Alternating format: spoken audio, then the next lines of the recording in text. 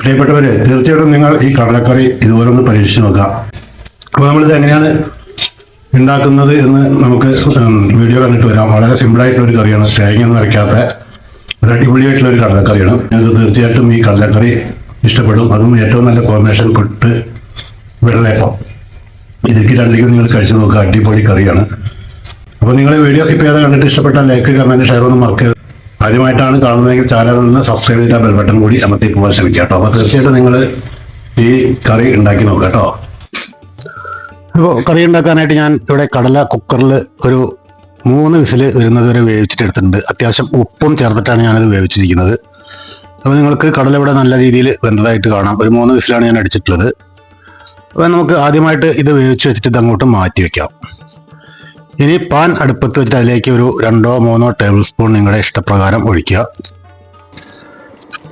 എണ്ണ ചൂടായാൽ അതിലേക്ക് കടുകിട്ട് പൊട്ടിക്കുക.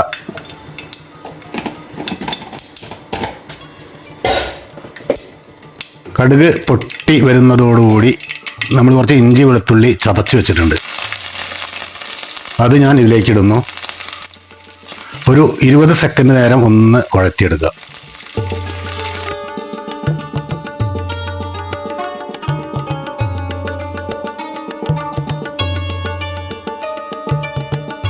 അതിനുശേഷം ഞാനിവിടെ 2 സവാള ചെറിയതായിട്ട് അരിഞ്ഞു വെച്ചിട്ടുണ്ട്. ഒരു മീഡിയം സൈസ് സവാളയാണ്, അത് ഞാൻ ഇതിലേക്ക് ഇട്ട് കൊടുക്കുന്നു.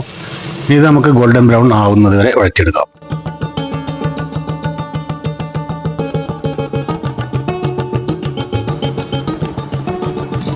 ഇപ്പോൾ നമ്മുടെ സവാള നല്ല രീതിയിൽ ഗോൾഡൻ ബ്രൗൺ ആയിട്ട് വന്നിട്ടുണ്ട് കേട്ടോ. അപ്പോൾ ഇനി ഇതിലേക്ക് ഒരു വലിയ തക്കാളിയാണ്, അല്ലെങ്കിൽ 2 ചെറിയ തക്കാളി പേസ്റ്റ് രൂപത്തിൽ അരച്ചിട്ട് അത് ഇതിലേക്ക് ഒഴിച്ചു കൊടുക്കുക. എന്നിട്ട് ഒരു 20 സെക്കൻഡ് നേരം നമുക്കൊന്ന് വഴറ്റിയെടുക്കാം. നല്ല ചൂടാണെങ്കിൽ പെട്ടെന്ന് അത് ഡ്രൈ ആയിട്ട് വരും. അതിനുശേഷം നമുക്കിതിലേക്ക് മസാലപ്പൊടികൾ ചേർക്കാം. ആദ്യമായിട്ട് ഞാൻ ചേർക്കുന്നത് 2 ടേബിൾ സ്പൂൺ നിറയെ മല്ലിപ്പൊടിയാണ് കേട്ടോ. പിന്നെ ഒരു 1.25 ടേബിൾ സ്പൂൺ കാശ്മീരി മുളക് പൊടിയാണ് ഞാനിവിടെ എടുത്തിട്ടുള്ളത്.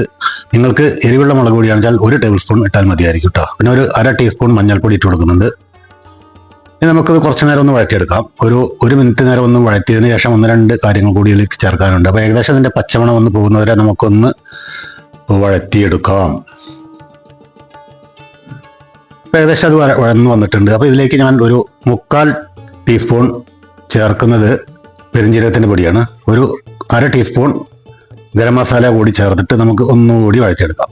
നമുക്കിത് മസാല കരിഞ്ഞു പോകുമെന്ന് തോന്നുകയാണെങ്കിൽ കുറച്ച് ചുടുവെള്ളം ഇതിലേക്ക് ഒഴിച്ചു കൊടുക്കാം. അതിനുശേഷം നമുക്ക് വഴറ്റിയെടുക്കാം. അപ്പോൾ ഞാൻ കുറച്ച് ചുടുവെള്ളം ഇതിലേക്ക് ഒഴിച്ചെടുത്തിട്ടുണ്ട്.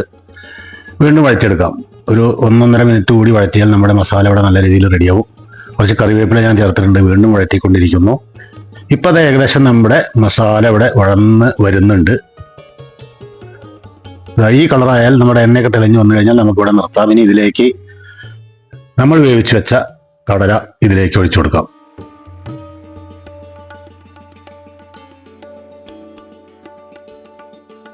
ഞാൻ കുറച്ച് കടല അവിടെ മാറ്റി വെച്ചിട്ടുണ്ട്. അത് ഞങ്ങൾക്കൊരു ഉപ്പേരി ഉണ്ടാക്കാൻ വേണ്ടിയിട്ടാട്ടോ.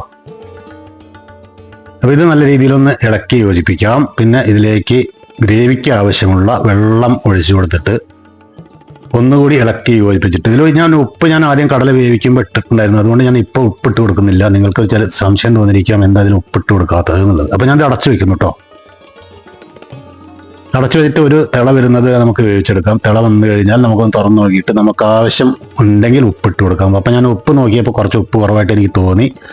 ഞാനത് പൂർത്തീകരിച്ചതിന് ശേഷം ഒന്നുകൂടി അടച്ചു വെക്കുന്നു. കാരണം വെള്ളം കുറച്ച് ലൂസായിട്ടാണ് ഇരിക്കുന്നത്. നമുക്ക് ഇത്ര ലൂസായിട്ടുള്ള ഒരു കറിയല്ല നമ്മൾ ഉദ്ദേശിക്കുന്നത്. ഇതിൽ തേങ്ങയൊന്നും അരയ്ക്കാത്തൊരു കടലക്കറിയാണ്, പക്ഷെ അതീവ രുചികരമായിട്ടൊരു കടലക്കറിയാണിത്.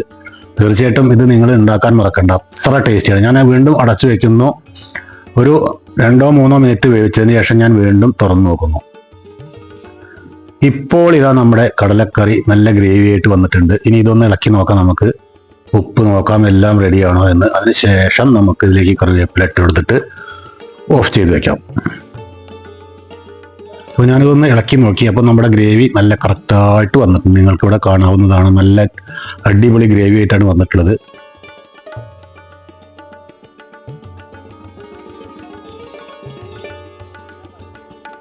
ഞാനിതിലേക്ക് കറിവേപ്പില ഇട്ട് കൊടുത്തിട്ട് ഇത് ഓഫ് ചെയ്യാൻ പോകും. അപ്പോൾ നമ്മളിതിൻ്റെ ഫ്ലെയിം ഓഫ് ചെയ്തിട്ട് നമുക്കിതൊന്ന് അടച്ചു വയ്ക്കാം.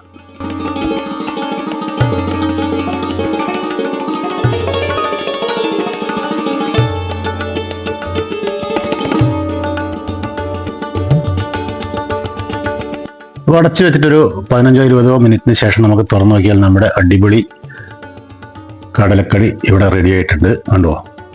ഇനി നമുക്കിത് സർവ് ചെയ്യാം കേട്ടോ. പുട്ടിലേക്കാണ് ഇതിൻ്റെ ഏറ്റവും നല്ല കോമ്പിനേഷൻ. അത് കഴിഞ്ഞാൽ പിന്നെ വെള്ളയപ്പം. അപ്പോൾ തീർച്ചയായിട്ടും നിങ്ങൾക്ക് ഈ വീഡിയോ ഇഷ്ടപ്പെട്ട് കാണും എന്ന് വിചാരിക്കുന്നു.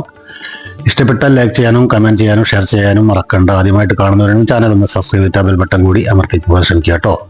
അടുത്തൊരു വീഡിയോ ആയി വരുന്നവരേക്കും നന്ദി, നമസ്കാരം. ഞാൻ ജനാർദ്ദനൻ മോക്കുതല. ബായ്.